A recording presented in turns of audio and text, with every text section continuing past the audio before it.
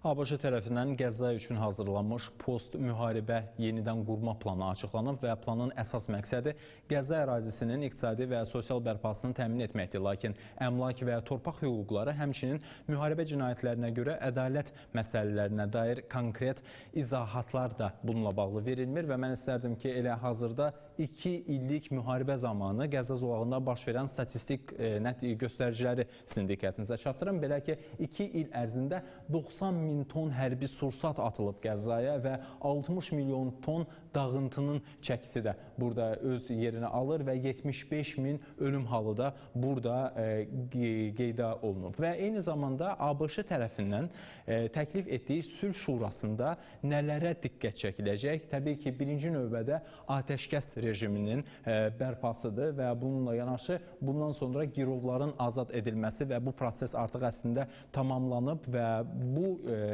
məlumatlar əslində Davos forumundan sonraki məlumatlara təsadüf edir və eyni zamanda da humanitar yardımlardır ki, məhz artıq Misir tərəfindən Rəfah qapısının açılması burada əsas mövzulardan biridir və artıq keçək növbəti slayda və Qəzzada 2023-cü ilin oktyabrından başlayan münaqişə nəticəsində 75 mindən çox insan həyatını itirib və minlərlə nəfər dağıntılar altında itkin düşüb. Atəşkəs elan edildikdən sonra da 470-dən çox şəxs həlak olub və bombalar nəticəsində Qəzzadakı binaların 80%-i dağılıb və böyük xəstəxanalar, universitetlər, elektrik və su sistemləri, yollar və kommunal xidmətlərdə sıradan çıxıb və təxminən 2,3 milyon əhali məcburi köçkünə çevrilib və yardımın daxil olması ciddi məhdudlaşdırılıb. Və Sülh Şurasının əsasən vermək istədiyi mesajlar və bugünkü ilk toplantısında da mövzuları nədən ibarət olub? Söhbət təhlükəsizlik zəmanətindən,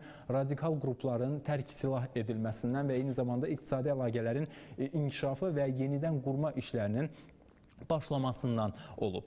Və yenidən qurma planı 4 mərhələdən ibarətdir və növbəti slayda biz keçək və beləliklə əsasən burada danışılan bir digər mövzuda humanitar yardımın göstərilməsidir. Belə ki, bugünədək 2 milyon ton humanitar yardım Qəzzaya çatdırılıb və 1,3 milyon ton ərzaq məhsulları da bu humanitar yardımın içərisində yer alıb və 90 mindən çox yük maşını Qəzzaya daxil olub və yenidən qurma planları gəldikdə isə birinci növbədə Cənubi Qəzza, yəni Xan Yunis şəhəri burada bərpa olunacaq və ikinci mərkəzi Qəzza və şimalda isə Qəzza şəhəri və siz hazırda ekranda həmin o xəritəni görürsünüz. Yəni əvvəlcə dağıdılan ərazi və Qəzza sektoru, Qəzza zolağını hazırda siz xəritə olaraq görürsünüz və Rəfah 2 burada işarət olunub. Rəfah 1, Xan Yunis 1 birinci fazanın B planı olaraq, Xan Yunis 2 ikinci fazı olaraq, mərkəzi kampus 3-cü faza olaraq burada göstərilib və mən istərdim ki, elə xəritədə gördüyünüz rənglərə görə mən ayrı-ayrılıqda sizə məlumat verim ki, sizin də təsəvvürünüz yaransın ki, Sülh Şurasının ilk iclasında və təqdim olunan Qəzzanın yenidən qurulması üçün hansı adımlar atılacaq? Belə ki, siz hazırda Bənövşəyə xətti görürsünüz və bu sahil turizmidir. Burada 180 gülləli qarışıq təyinatlı layihələr və yaşayış mərkəzləri burada bir xətt boyunca sahil ətrafında inşa ediləcək və burada qəhvəyi rəngdə gördüyünüz bütün işarələnmiş yerlər isə sənaye kompleksləri və data mərkəzləri burada tikiləcək və bu da onun deməyə əsas verir ki, əslində Qəzza gələcəkdə olduqca modern və yüksək texnologiyalı mərkəzə çevriləcək. Daha sonra yaşıl rənglə işarə olunmuş ərazilərdə isə parklar və kənd təsərrüfatı təyinatlı ərazilər, idman obyektləri yer alacaq. Biraz açıq yaşıl və ya sarı rəngdə gördüyünüz ərazilər isə yaşayış sahələri olacaq və eyni zamanda göy rənglə işarələnmiş yer liman olacaq ki, bu da artıq ticarətin burada inkişafından xəbər verir və onun tam yanında isə boz rənglə işarə olunmuş yer hava limanı olacaq və burada gördüyünüz üçbucaq kimi və narıncı rəngdə işarə olunmuş yer isə Rəfah keçid məntəqəsidir və bura Misirlə birbaşa sərhəd olaraq da qiymətləndirilir və digər göy rəngləri görürsünüz. Onlar isə logistika mərkəzləri olacaq. Logistika mərkəzləri deyəndə isə biz nəyi nəzərdə tuturuq? Sözsüz ki, burada hava limanları və limanlardan gəlinən bütün o məhsulların saxlanma yeri kimi və yeri gəlmişkən hazırda bizimlə birbaşa bağlantıdan Qəzza zolağından Ranim var. Belə ki, Ranem Əl-Şamani var və müsahibim ingilis dili olduğundan mən onun danışdıqlarını sinxron şəkildə sizə tərcümə edəcəm. Elə Ranem, ilk sualım Sülh Şurası ilə bağlı olacaq. Qəzza zolağında insanlar bu təşkilata necə yanaşır? Yəni, insanlarla yanaşı hakimiyyət hansı mövqedən çıxış edir? Good evening, Ranem, can you hear me? Yes, hello. Yes, so my first question is about the Board of Peace. How do people in Gaza Strip view the organization, and in addition to the public, what stance does the authorities take? Yes, firstly, I would like to greet you and all the viewers. Əvvəlcə bütün tamaşaçıları salamlayıram və təşəkkür edirəm. Təbii ki, Qəzada yaşayan insanlar bu planı eşitdikdən sonra əslində qorxuya düşüblər.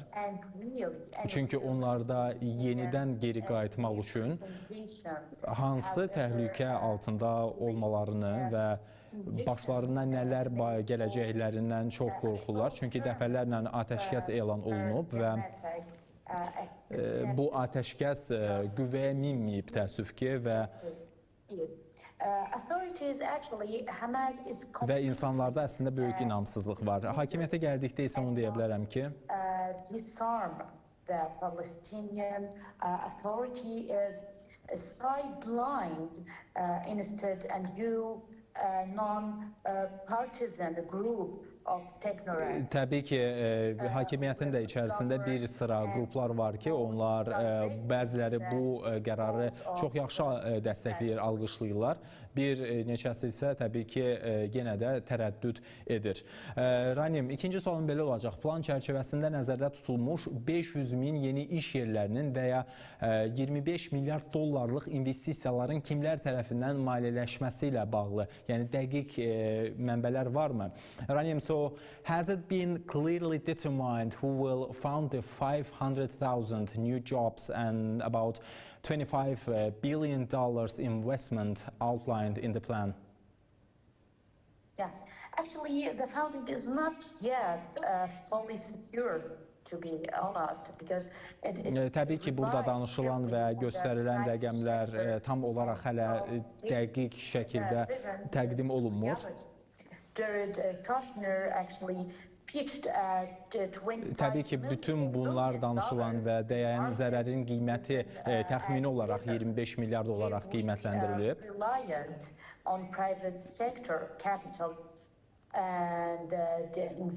Təbii ki, buraya çoxlu sayda yatırımlar qoyulmalıdır. Söhbət burada eyni zamanda özəl sektordan gedir və özəl sektorla yanaşı buraya yardım edəcək dövlətlər və təşkilatlar da BMT çərçivəsində və digər təşkilatlar da buraya yatırımlar edəcək ki, bu ərazilər yenidən dirçəlsin.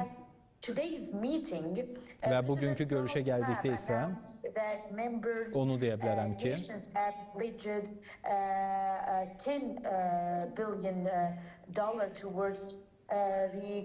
$5 milyard dollar məbləğində bir söhbət gedir və onun ilkin mərhələdə həmin ərazilərdə tikinti və yenidən qurma üçün veriləcəyi planlaşdırılır.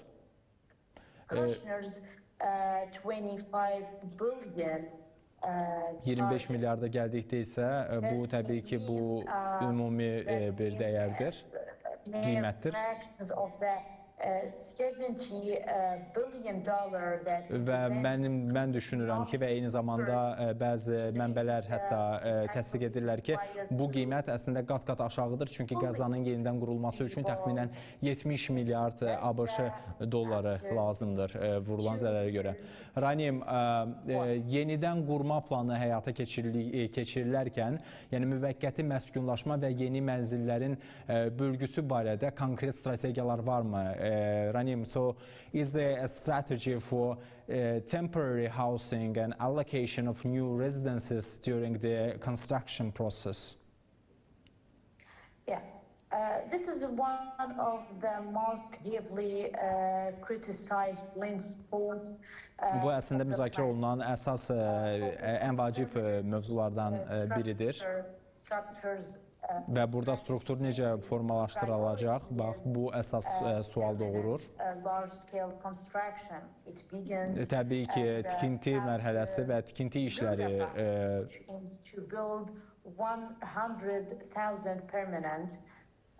100 min burada bina və eyni zamanda buradan köçən sakinlərin geri qaytarılması üçün onların sayına uyğun şəkildə burada mənzillər təklif olunacaq burada yaşayan insanlar üçün. Və biz baxsaq daha əvvəlki təcrübələrə,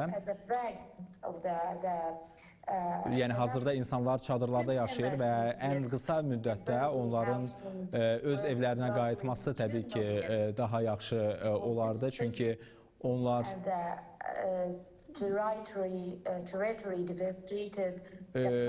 çox böyük zərbələr alıblar, evlərini itiriblər. Onların hazırda hər hansısa bir yaşayış üçün yerləri mövcud deyil.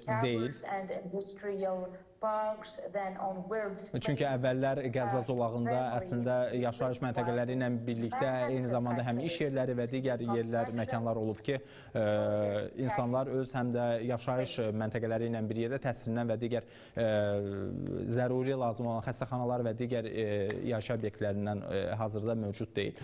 Və bugün keçirilən Sülh Şurası ölkələrinin liderlərinin ilk iclasını necə dəyərləndirərdiniz? So how would you assess the first meeting of the leaders of the Board of Peace countries held today? I mean, like, it's still continuous. About continuous. Today's meeting in Washington DC can be Bugün Vaşinqtonda keçirilən Sülh Şurası iclasının mənasında bu cür deyərdim ki, bu çox əslində diplomatik, çox yaxşı bir təşəbbüsdür.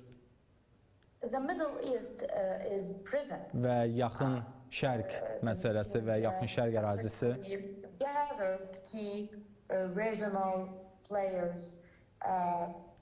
əslində bu ərazidə və bu coğrafiyada açar funksiyasını, rolunu oynayır.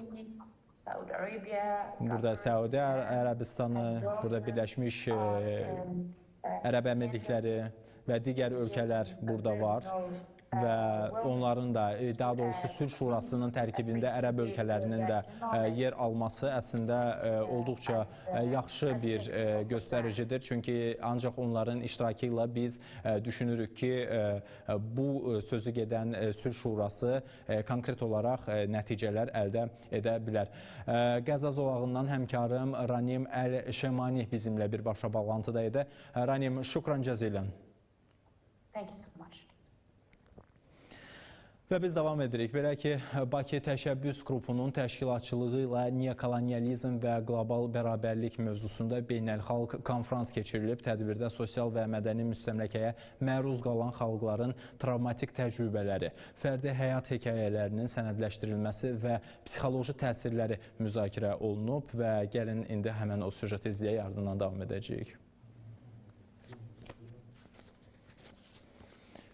Bakı Təşəbbüs Qrupunun təşkilatçılığı ilə Neokolonializm və Qlobal Bərabərsizlik adlı beynəlxalq konfrans keçirildi. Müxtəlif sosial və mədəni müstəmləkəyə məruz qalan xalqların travmatik və sosial təcrübələri müzakirə edildi. Fərdi həyat hekayələrinin sənədləşdirilməsi və bu istiqamətdə materialların beynəlxalq platformalarda yayılması, xüsusilə də müstəmləkəçiliyin əsarət altında yaşayan xalqlarda yaratdığı psixoloji nəticələr gündəmə gətirildi.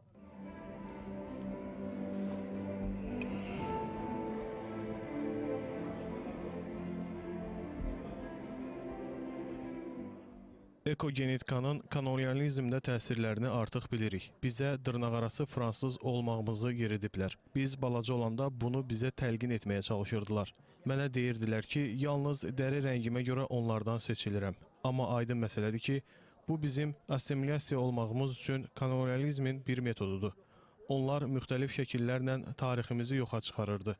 Sanki fransızlar gəlməzdən əvvəl heç nə yox idi. Hər şey onlar gələndən sonra başlandı. Üstəlik, bizim heç vaxt əcdadlarımız olmayıb.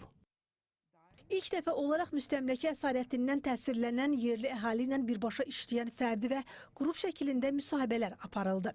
Onların travmatik təcrübələri qiymətləndirildi. Həyat hekayələri sənədləşdirilib, həmçinin sosial, mədəni və psixoloji təsirləri sistemli şəkildə qeydə alınıb. Bu dəfəki konfransın fərqli xüsusiyyətlərindən biri də Bakı Təşəbbüs qrupunun istifadəyə verdiyi virtual muzey oldu.